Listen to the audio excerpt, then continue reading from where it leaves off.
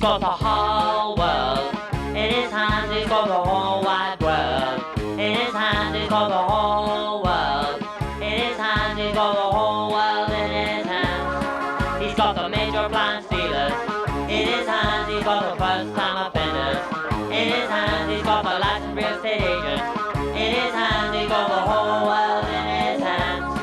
He's got a young dermatologist in his hands. He's got the bank loan officers in his hands. He's got the bad motorcycles. Good evening, colleagues around town, around the globe.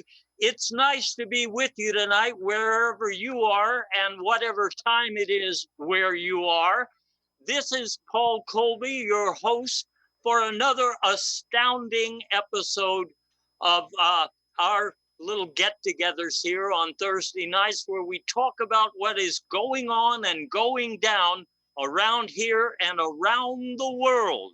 So tonight, I'll be talking with three of my crack investigators, and we're going to be looking at what just went down at those conventions, the Republican convention and the Democratic convention.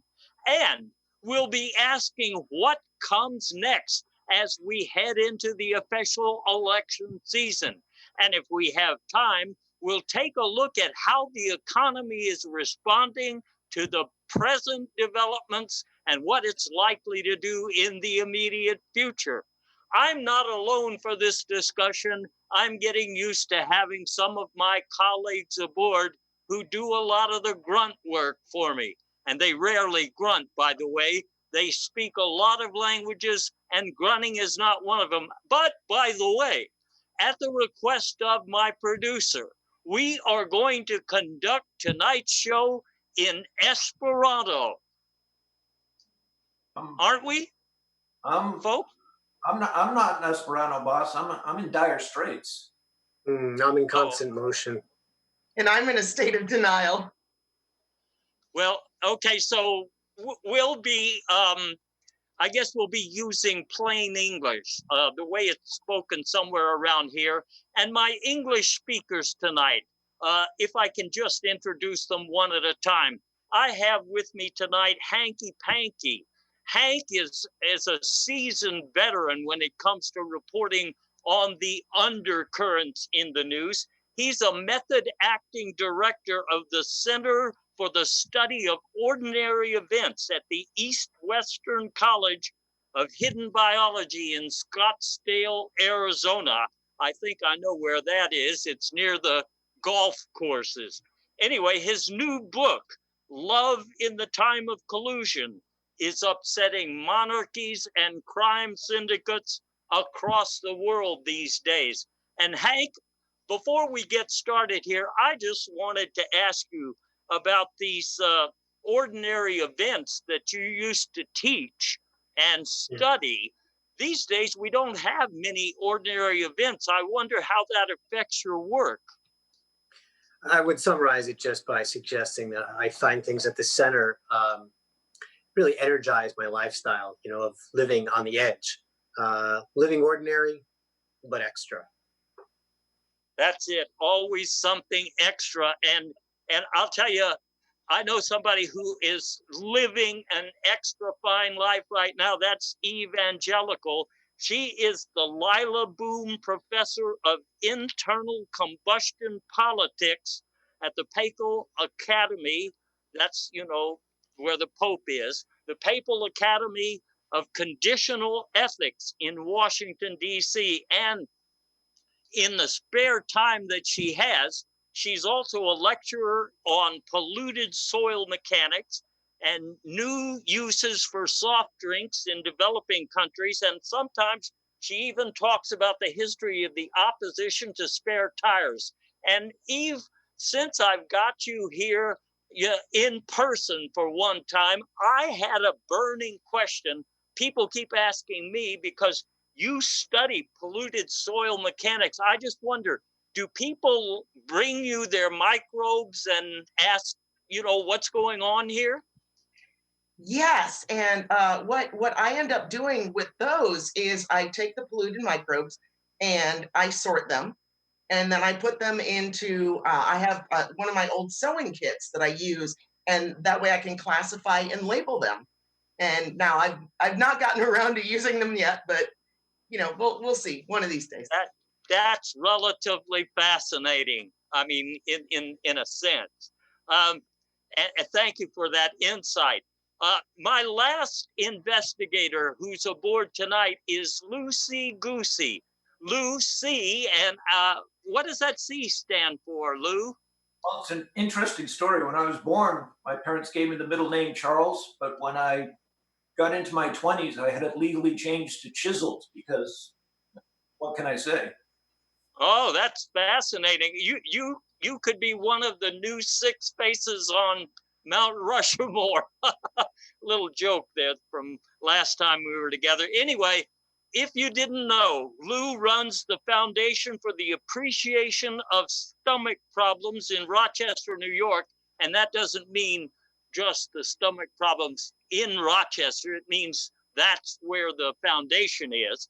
And he's a leader of the Take Back Indifference campaign in several election battleground states for this summer.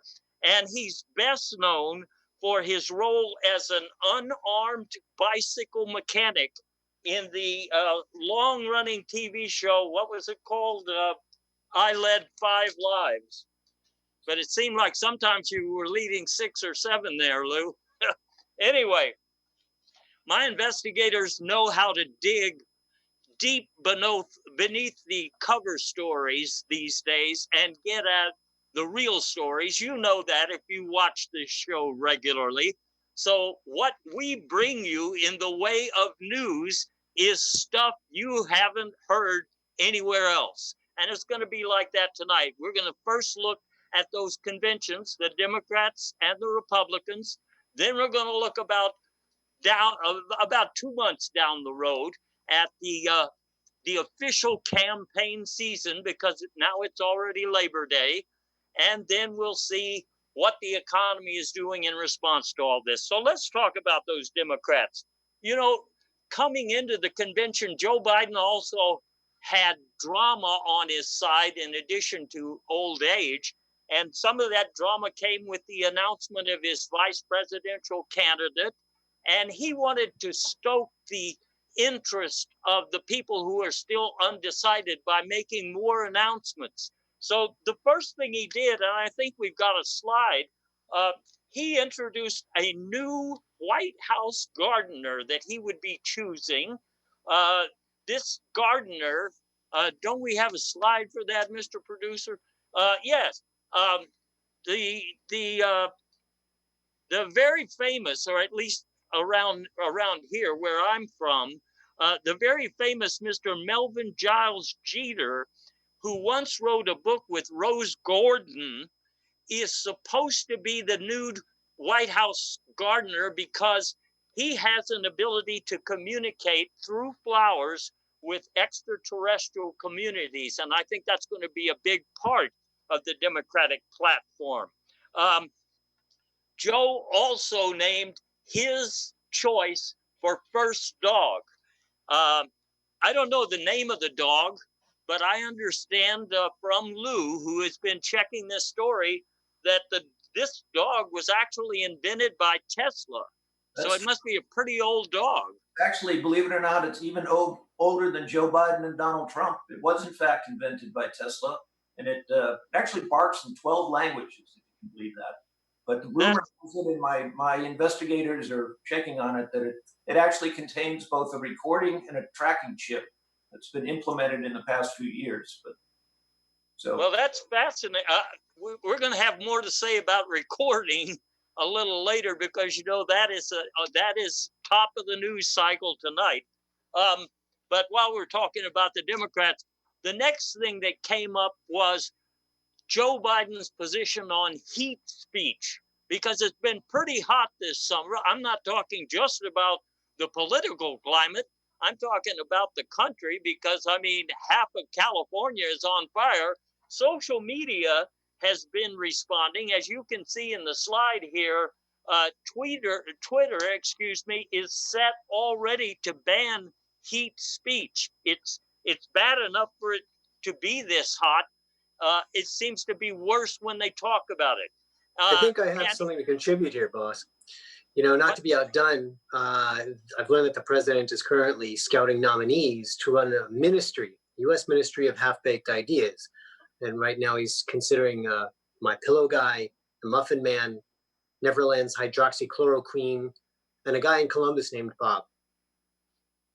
boy, things do happen fast around here, don't they? I mean, you didn't have that in your notes to me this morning, so that must be coming right down the pipeline here.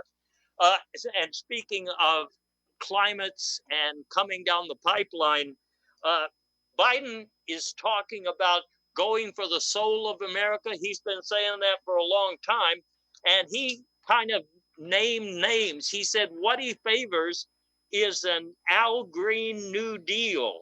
Uh, as you can see on the slide there, he's proposing a new American energy diet, but I mean, who is not proposing that anymore these days? At the convention, I was looking forward to hearing AOC speak. I like hearing her speak, but she only spoke about, less than a minute. And the reason is they were going to give her a long time to talk about the radical left socialist program, but instead they decided to spend some of that time singing some of the popular socialist songs of today. Uh, I know you all like to hear we will wreck you. I mean, if you're at the basketball game or the base, I mean, wherever you are, they play that one. And I was really stirred by we shall overturn. They didn't, and you know what, in the lyrics, correct me if I'm wrong, they don't really say in that popular folk song what they're going to overturn, but I like the sentiment anyway.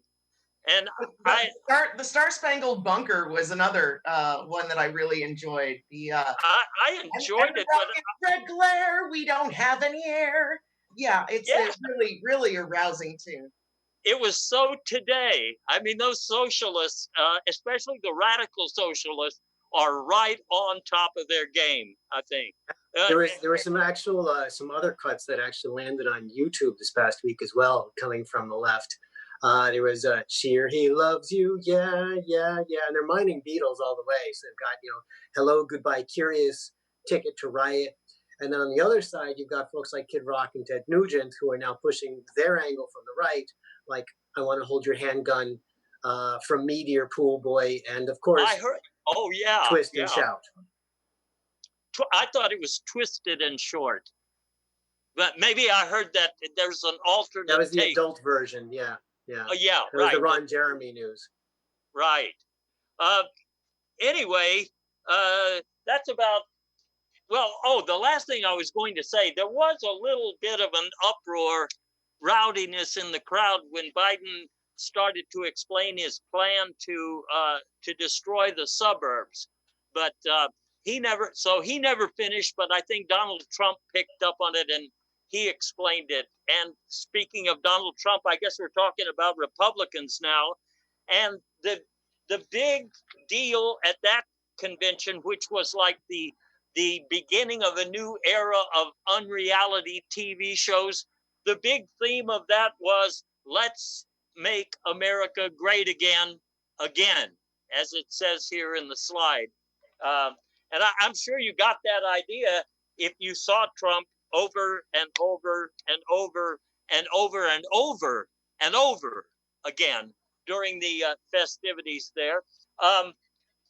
There was a lot of talk. Well, I'll tell you what we were missing. First of all, there were several thousand subcontractors who sued Trump in the past who wanted to speak and say, hey, we decided this is our guy, all debts are paid and this is our, but there were so many of them and they all wanted to speak so long. They said, no, we can't have any, we'd be choosing somebody. Now, and then the former candidate of the Vegetarian Party, he kept hearing Trump serve up red meat for his base, and he had to try it himself, and apparently he got hooked, and he came around and spoke at Trump's convention. I thought it was hilarious.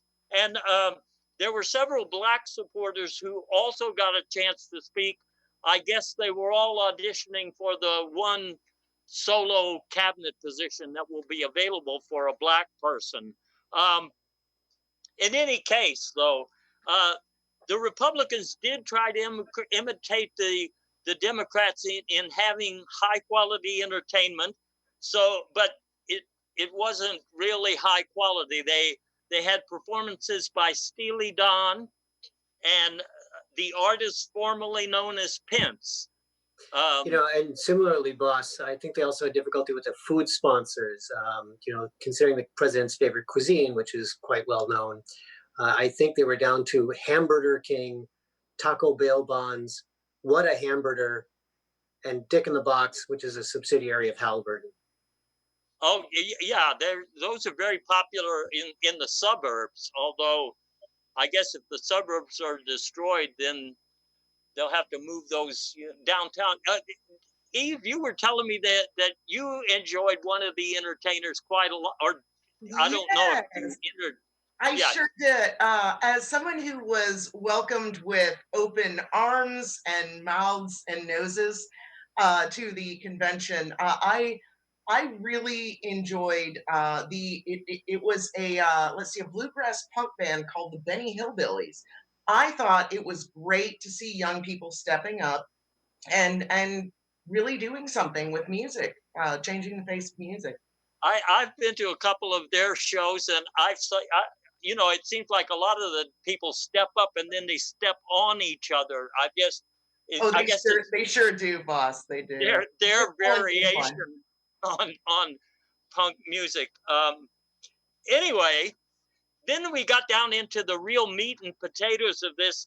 There was a pseudoscientist, and I think we've got a slide for this too, who said that Trump was right about the pandemic all along, COVID-19, because the virus it can't or it won't go over walls or under them.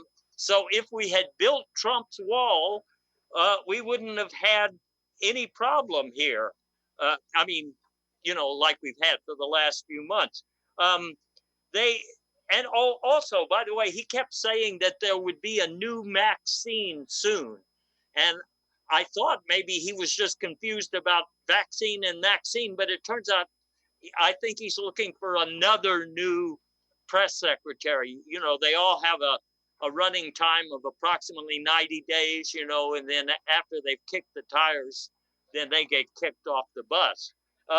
Anyway, there was a lot of discussion at this Republican convention about how Donald Trump is almost just like Abraham Lincoln. It's like they're cut from the same cloth. Some of these things are obviously true. They are both bipeds, and they were born within 1,000 miles of each other. I didn't realize that they were both carnivorous, but apparently Abe ate some version of hamburgers back in his day. Neither of them played the French horn. I mean, you guys, you study presidential candidates. Have we ever seen anything like this before? Anybody this close to Abraham Lincoln? Well, they are both tall. I understand. They're both quite tall. But that's just another thing in favor of Trump and Lincoln. I can't think of any other case where we've had somebody just so much like the grandfather of the Republican Party. But anyway, I'm sure they'll talk more about that. This is leading. Boss, it occurred. I am sorry, I just had this inspiration. It occurs to me that, our president of the Civil War was famous for his Lincoln Logs, and this president is famous for his observations about toilet difficulties, flushing. That's yet another. How it lines up. If he came back, I wonder if we could smell the two of them and see if they smell the same. I know, but we'll get into that a little later when we talk about genetic engineering, if we do, and I'm not sure we will. But speaking of Lincoln and talking like Lincoln, there's a book out right now. I have to run get a copy because they're selling out. It's a book, Talk Like Trump, and the whole point of this book, it's 30 days to a less powerful vocabulary. If you want to be like Donald Trump, you've got to talk. I mean, you don't just walk your talk, you have to talk your walk, because that's one of the things that we know he can do. I have heard that there is a companion volume of all the words that are not in this Talk Like Trump, because that's really only about 20 pages long, right? That's true, boss. My sources tell me that. But what's interesting is I've actually been offered the job to write a pronunciation guide as a companion book. So you have to learn to say certain words properly, like China. Uh-huh. And fake news. So it's very important. If you want to be a great speaker like Trump, you have to carry that pronunciation through. I guess there's an opportunity for someone to write a book that explains the difference between, say, a subject and an object, or a verb and an adverb. You know, that, I mean, there's a lot of territory there. And one of the wonderful things about what makes him such an effective speaker is that he just kind of barrels through. He picks a topic and he doesn't worry so much about perfect grammar or being factually correct or any of those minor things. He just keeps talking, and that's why he's such an effective communicator. That he is, and what he's communicating these days is mostly a law and order appeal. Boy, we have so much to cover here. I'm going to try to go faster, but we've got a slide there. He's claiming that 65% of the population is a lawless mob, you know, so forth. This has prompted a special on Netflix. I watched a little of it. It's the Puppet Masters tournament. It comes from 5 or 6 key battleground states, and I guess the whole point of this drama, which goes on for several more episodes, is to find out if Joe is going to crack under the pressure. Because basically, what Trump is saying, you know, about everything here, escalating talk about Antifa and all of these riots that are going on, that Joe won't, you know, he won't stand apart from them. He's excusing all of these people. And I know all of you have been on the ground doing research because of all of this talk about Antifa. For example, boss, I want to interject. So you did touch on Netflix, which I wanted to back up. You know, I did hear that subscribers are feeling pretty jerked around by Netflix, who have been encouraging people to swipe left every night for their digital access. Oh my goodness. That is political. No wonder we have these heat speech problems, because they're turning up the temperature all the time. Well, the Netflix problem, most people feel, is pretty underhanded. I think so. Yeah. I used to be underhanded, but Lou taught me how to be right-handed, you know, and now I'm ambidextrous. So I've been offered a job at Netflix, but I'm not going to take it. I'm home with you guys. This is where I belong. And speaking of where I belong, I don't belong in Portland. I know. For example, Amanda. This person who wrote a book, Amanda something, says Antifa was at the airport in Portland. But Eve, you went there. You sent me a picture right there in the Portland airport. You can see that sign. I am amazed. Yeah, the banner, they're just welcoming the domestic terrorists, and I do commend them on their uniformity in dress. I think they all look very snappy, but you just never know by looking at them. You can't really tell how old they are either. It's sort of like that dog Tesla invented. I mean, it could be 100 years old, these guys. And they may all Anyway. be recording devices. It's true. And they are actually, there's Trump owns a company in North Vietnam that actually surreptitiously is their uniforms modeled after the North Vietnamese pajamas that they wore during the Vietnam War. But boss, I can also confirm that there is in fact a separate waiting area in Portland Airport for Antifa people, so they can go. But yeah, I think you sent me a picture of that. We've got as for thugs and looters and arsonists. Boy, they better have their fake ID ready, huh? Did you see any of them hanging around when you took that picture? Oh, definitely. They have very, very elaborate fake IDs as well. They some of them, in fact, are posing as non-human species in their fake ID. So that's fascinating. That's impossible for the FBI to track. I mean, because the FBI, as you know, has chips in all of us to track us, but they do not have chips in our pets. So if you have an ID with a picture of your pet, you're completely untraceable to the FBI. That's fascinating. Now, Hank, I understand you actually got out on the tarmac there where thugs were supposedly boarding a plane. And we don't have the audio, but I think they were saying all the boys are on board. And then he says something about the ones in the uniforms are band members. So yeah, well, they're doing it under the banner of Bones Thugs and Harmony, if you're familiar with that group. So they're touring actually with rock legends Paper Scissor as a combo sort of rock ensemble. That explains a lot, because I heard that Bruno Venus was just starting out on a tour to support the campaign of Kanye West, and they had a plane like that and uniforms like that. So that's, once again, it's starting to make sense, because you people are on the ground and you send me everything that we can find here. With all this talk about law and order and things that, well, things are like the Nixon years and different, because then we had a silent minority. Now we have a well-armed, really noisy minority. So I guess it goes around.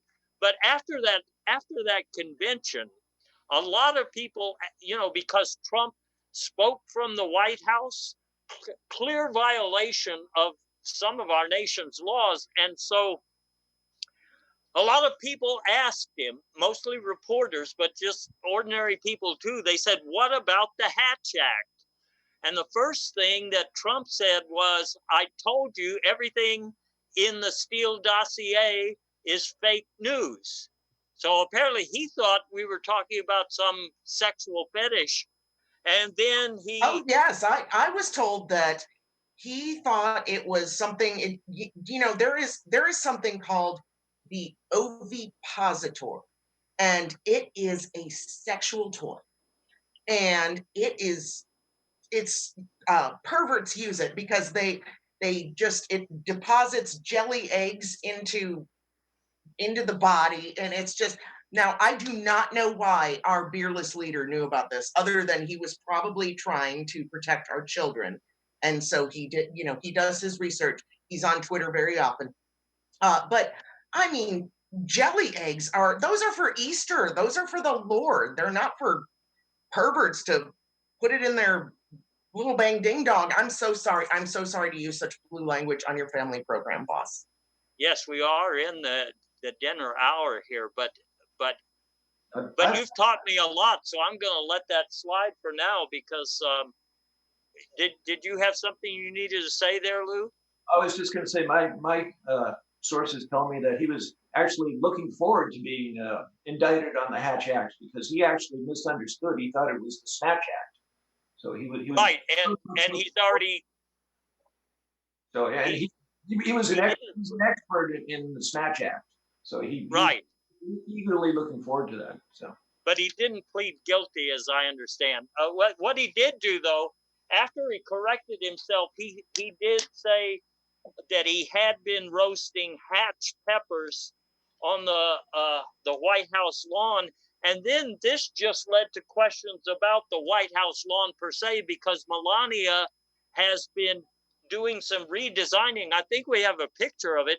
It looks to me like they're building a dam. Excuse me, the blue language is getting contagious here. I almost got carried away, but it looks like a pipeline or something. She just says she's planting doubts in the White House lawn, and you know, Melania is not the only person giving the president trouble. Right now, the president is having trouble with almost everybody around him, in case you haven't noticed. For example, Steve Bannon just got arrested, and this is some really odd case of fraud. He and some others apparently set up a foundation, and they said they were accepting donations from the base to be able to finance a trip to Mars for the big guy, you know, meaning Mr. Steely Dan. And the reason they got arrested, it turns out that after they got all of this money, it turned out that this was for a one-way trip to Mars. So I guess Steve Bannon must still have some sort of a grudge about the way he got treated. And Betsy DeVos, another problem who's just waiting to happen. She's going, you know, people are saying she's not qualified to be running, you know, a Department of Education. So she is going back to repeat 5th grade.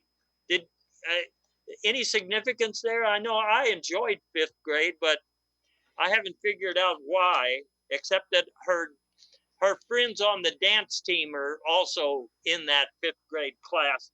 I think she made the height requirement. That's right, because otherwise you can't ride the. Yeah, I got kicked out of that park myself. I think she also, I was, 5th grade is the actual peak year for stealing other people's lunch money. So I believe, since that part of her personality is to steal things, that's the reason. Right, very good.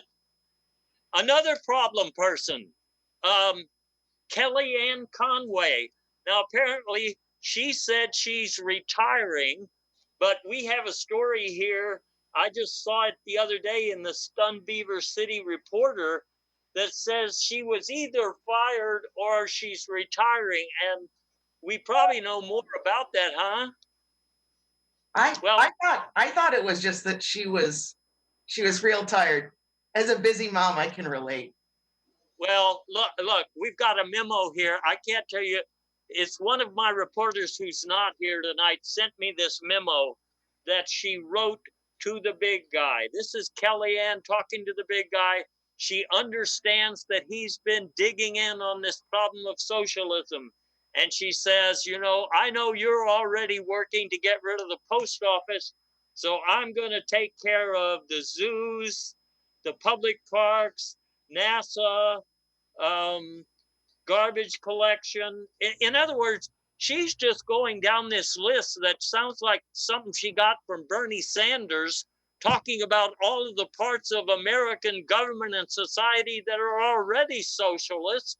But apparently Trump got upset hearing that they were going to get rid of NASA and the zoo. He has some friends at the zoo, and I think that's why she got the axe. But maybe I'm wrong. But it's not just the people in government. Some of his friends from outside, like the young Falwell, has just been dismissed from the Libertine University. I think they had to pay him a pretty stiff pocket price to get him out of there. Isn't that right, Hank? Yeah, you know, with the stiff price to get out the taint of Falwell. In fact, I'd like to suggest that today's show be sponsored by the letter T. We're burning up a little here. You can't really see. Here we are. Today's show is sponsored by T, as in, taint that Jerry Falwell Jr. in the corner of my eye. No, that's I'll the be pool darned. cleaner. And for those of you who don't have a copy of Talk Like Trump, that's a noun. That's what we call a noun. Taint. Right.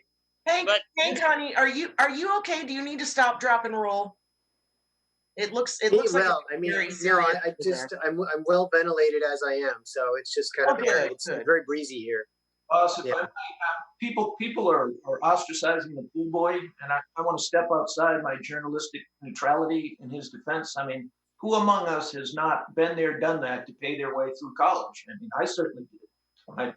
I imagine you dabbled in that as well. So I paid my way through college, but back in those days it was $38. So, you know, a whole lot of people were paying their way, you know. Actually, I think I even tipped the guy another 12 because I just had a 50. But anyway, this question about the younger Falwell, this sponsored some dialogue on the internet. I'm sure you've seen some of these little chat type rooms where people talk about things, and I was fascinated to read about this because they're talking about, well, I've got a picture of the belly button on my own web page and so forth.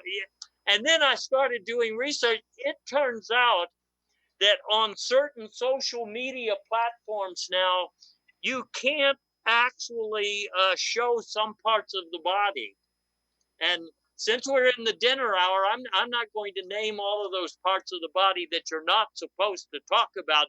But one thing that bothered me, a tennis elbow, you can't show that unless it's closed. And if it's closed, how do you know it's a tennis elbow? I mean, unless you've got a tattoo. I mean, I guess they mark them now and number them. No, I thought you guys knew everything, but Well, I do know they you cannot show the uvula now. You cannot show the philodendron, and you cannot show the selenium. Which I'm okay with that. You know, the more cover up, the better. In my opinion. okay. Well, I guess you can't show an athlete's foot either. You know, Oh but dear, no. well, Oh no, not before 11 p.m. No. Oh, God, and and God not forbid you display your mistletoe. and not until the NFL season actually kicks off. Because anyway, the hammer toe is actually considered a lethal weapon by some people, so you're not allowed to show that as well. are you kidding me? No, I mean, sometimes you do, Lou. I have this from a White House podiatrist firsthand that hammer toes are now considered a lethal weapon. All right. You know, all right. There are a whole lot of people causing Trump a lot of trouble right now. But one thing that we should not forget is that he causes himself more trouble than any 3 or 4 of his associates put together. Like, I'm sure you're watching the news today, yesterday, that Trump he can't keep his own mouth shut. And so after he talked to Bob Woodward probably 18 or 19 times, a lot of his aides have been complaining in public that they wish that he could keep his mouth taped shut. I mean, mouth taped shut. Anyway, before I leave the Republican convention and we go on to election season, I just want to point out that there was not one word said during that convention about environmental issues. And so one of the principal strategists for the Republicans these days is, of all things, Melvin Giles Jeter. That's going to be the new Gardner. Anyway, he has a book out right now, How to Profit from the Global Warming Hoax. And so, given what the Republicans are saying, he's probably going to make a lot of money. But I understand that he's going to make a lot of money anyway. Does somebody know why that is? Well, he's also, isn't he also, perhaps Hank can help me out here, is he also writing a book on how to profit from global cooling? There is one. He's covered either way. If global warming happens, you can profit, and if global warming doesn't happen, you can profit. So he's Fascinating. Really an interesting hedge play. Very good. Let's talk for a minute here. Let's speed up the process a little bit. We are going into election season, and of course we're going to have some presidential debates. and one of you sent me some notes that looked like they were written on the back of a napkin. I think Hank was able to get that when he was having one of those. He mentioned some of the foods earlier. But I got an even cleaner copy that after they took it off the napkin and sent it to the printer, look at this picture of what they proposed for the presidential debates. There's a gigantic podium there for the current president, along with his seal, and he is proposing to have a trio of Fox News reporters as his questioners for the first debate. I think that would be very interesting. We probably get some really insightful questions from that group, wouldn't we? I think we call that softball where I come from. And after those debates, or even while they're going on, people are going to try to vote by mail this year because we have a pandemic going on. So I have a picture here of the closest mail office to me, the post office down the street. It says that it's closed for remodeling. That's pretty fascinating. But I got sent a picture here that Lou took of the one in his neighborhood, and it's already remodeled down to the ground. In fact, it's bulldozed. Although I'm not sure. Maybe Lou, that's a picture where they're demonstrating how they're going to destroy the suburbs. I'm not sure. In any case, there was a pilot program for destroying both the suburbs and the post offices. An effort to make that a much more efficient process. Well, that does look pretty efficient. I mean, there's not much left of either that post office or that polling station or that suburb, whatever it was. But here's the trick. Even if people are able to get around the Trump administration and the Republican Party's refusal to let people vote by mail without proving that they're sick and can't walk or that they're 98 years old, they're going to send absentee ballots and mail-in ballots not down to the election office where they can be counted. They're going to be counted in outer space. And thanks, Eve, for sending me the story. I had no idea that the people on the International Space Station were trained to review ballots, but apparently they are. True. They don't really have a whole lot else to do up there. That's, I guess so. After the first 3 or 4 months, the evenings get kind of old and the jokes have all been told. But I think Schumer's looking into it, because I think that he's convinced his colleagues in Congress that they should arrest the Postmaster General and perhaps lock away his Postmaster Privates. Well, I think they may make a deal, Hank, and they'll just demote the Postmaster General to the Postmaster Colonel, and then they will hope that will sweep it under the rug, and we'll move on to the next news cycle, and there'll be nothing left to tell. That's what my source would say that the future holds. So, in other words, that Postmaster specific. It's just you're talking about a way of stamping him out. Is basically, yeah. Well, I'll tell you what. You kind of draw an envelope around the problem, and then you work your way in from the envelope. That's the way I would like to solve that problem. That's kind of an engineering approach. That's pretty fascinating, and it's so mechanical. It's not like those microbes that have their own mindset. little microbe joke. Y'all probably wouldn't get that. Oh, well, anyway, I got it right away. Okay. You are trained, Steve. You are trained in the microbe field, so yes, we would expect. That's true. Okay. There's a couple of tech issues going down here right around this time, and this is because the Russian trolls are out there, and I have seen something on their letterhead. I can't seem to find it right now, but it goes overboard to say that they're left-wing partisans and so forth, and then it asks people if they would like to not vote. In any case, it'll only confuse things. But these days, Trump keeps talking about bad apples. And I thought he was talking about the police when he was talking about bad apples, but Apple thinks he was talking about tech giants. So we see a lot of turmoil going on here in the tech world. The latest edition of Tech Goober has something that I was fascinated by. I had no idea that TikTok has put in a bid to buy Microsoft. Now that's a little change in the agenda, isn't it? We could all be dancing to a new kind of software there if that happens. Anyway, that's the tech giants are doing okay, even if they're making changes, and so is the economy. Apparently, the economy is doing okay because there was a story in the Border Wall Street Journal just recently. Let me just give you the headline. You can see it right up there. Millions without jobs or health care are happier than ever before.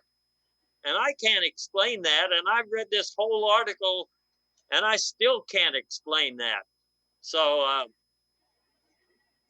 anybody want to explain that, go right ahead. But it's psychology where if you're told that you're unhappy, the brain actually responds and counteracts that by saying it, convincing itself that it is happy.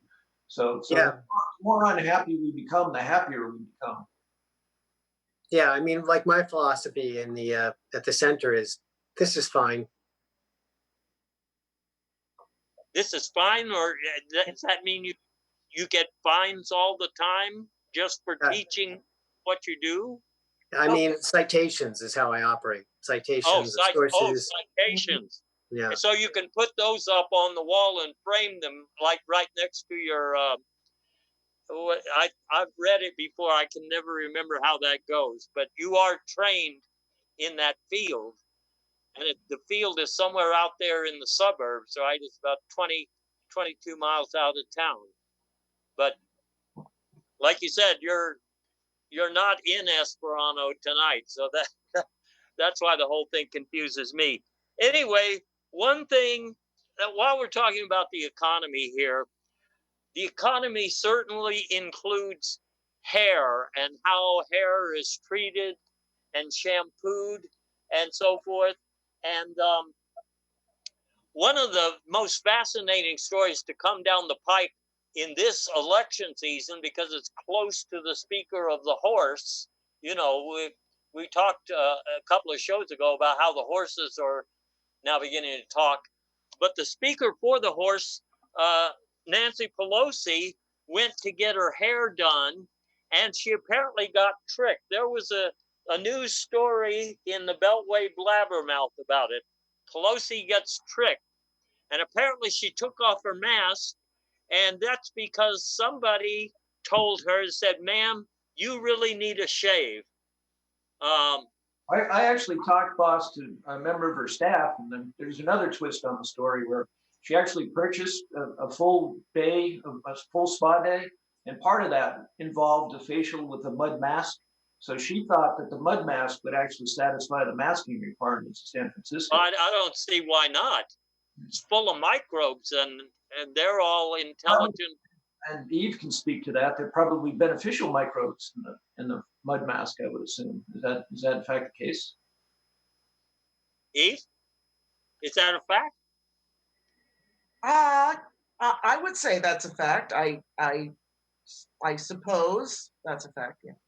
That's very good. See, now you have it on authority, if we want to call that authority. Anyway, while we're talking about hair, the president himself got things going in the hair market with a little comment he made recently about, shower heads and how his wasn't working perfectly for his perfect hair. That led to the introduction of a product. I had to run out and buy one right now. You've probably seen it, right? You know, it advertises perfect hair every time. Perfect hair every time. I imagine everybody here has one now. Yeah, that's what I thought. I love it. It smelled a bit funny out of the box, though. It seemed to, I mean, I thought maybe I had a problem with my plumbing, but it smelled like someone was going potty. But it did, as you can see, it made my hair quite lovely. So Oh, that's I would assume that any Yeah. box with the name Trump on it probably smells funny. yeah. I had Well, trouble with it because the installation manual was actually written in Russian. So I had to get that translated in order to learn how to install it. well, you can just get that on Facebook, although it will run up your temperature score. But a product I really enjoyed, I went and I got one of the Mr. Bobbleheads. It's a Mr. Shower Head. These come in several sizes. I got one for my dog also. He's not like Telsa's dog. Telsa's dog can talk and everything. My dog just wanted one because he saw it on TV or he saw it on Facebook. I don't know what they watch these days when I'm not at home. But they're making an app now. I got the Locate app. Have you seen that? Not only if you lose your shower head somewhere, you can just get this app and go find it. And not only that, if you say you lost your asparagus, then you just click the button and you can find your asparagus. Or, I mean, you can find.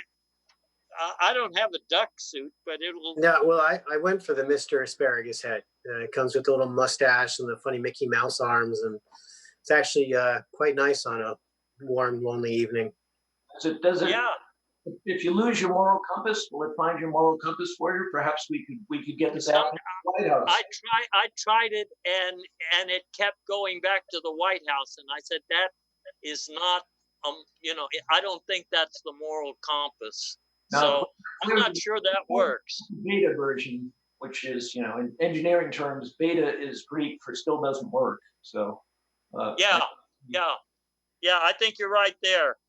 Anyway, what's amazing about this, because this has been kind of a surging thing in the economy, all of these shower head related products, and then come to find out, and this is in the regulatory nightmare news. You may have seen this.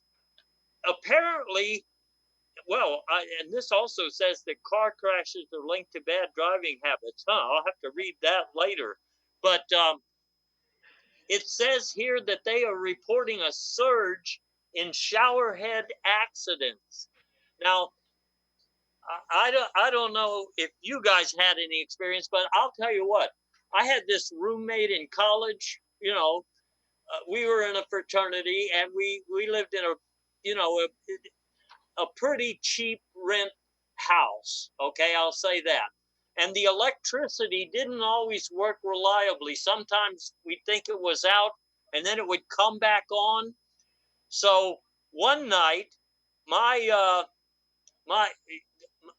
can't see what. I see what he's saying there.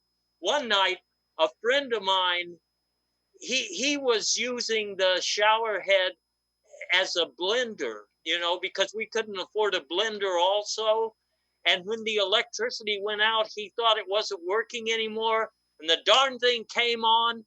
And because he had some soy milk in there, it just electrified both of us.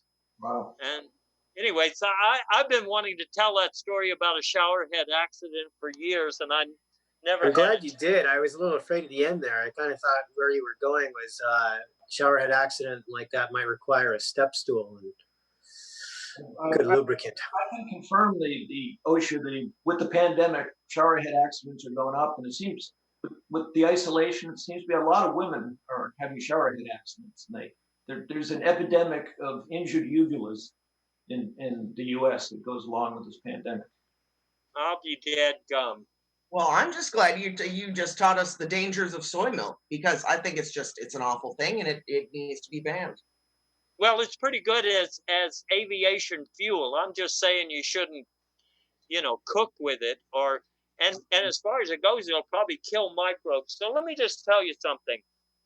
Because of this, I started researching that OSHA is proposing a bunch of classification revisions. And what is the subject? Rocket science. Because in my mind, working with a shower head, it's not rocket science. But I was surprised to find out how many things are and are not rocket science. For example, look at this section here on plumbing. I think y'all have probably read it. It says that plumbing, has some of these very arcane kind of rules and so forth. So it says that with some exceptions, and they're under a different section, that plumbing is still considered rocket science. You probably knew that, Lou. You used to be a plumber back before you were on horseback. Going back to my days in the Nixon White House. I was one of the White House plumbers. So yes, right. And then here's another one, section 28.2 on library shelving. You know why that's rocket science? A lot of people don't know what letter comes next in the alphabet, and even fewer people know how to use the Dewey Decimal System. Fascinating. That's why that's rocket science. And also, shelving. I mean, have you ever been to IKEA? Have you ever tried to put together those shelves? I mean, it's rocket science. And they're blocking. I didn't get to that page yet, but I think you're right. What fascinated me, playing the bass guitar, that used to be considered rocket science. Not anymore. Anybody can do that. In fact, Tesla's dog can do that. And my dog is working on it. He can't do it yet. And finally, this one really gets to me. Gaslighting. Gaslighting used to be considered rocket science. You know what it's considered now? It's considered an art, not a science. It's an art because there aren't any rules. There aren't any rules, but everybody here knows that we've been playing without rules for a long time. In fact, we've been playing without even a deck of cards that has all 4 of the jokers. Or how many is it 2? I forget, because none of our decks have jokers anymore. And that's rocket science. They've all been moved to the White House. So there's Oh, that's why. Yeah, I remember now. Anyway, that's why we came to talk to you about things tonight, because you hear it better when we tell you. When we get into the nitty and the gritty, and those are 2 separate things. My investigators come up with the real dirt, and I'm not talking just about, soil mechanics here or microbes that we know by their first names. I'm saying we know all of you by your first name because we have an arrangement with Facebook, and it says if the temperature goes up, we can do whatever we want. We'll see you again soon.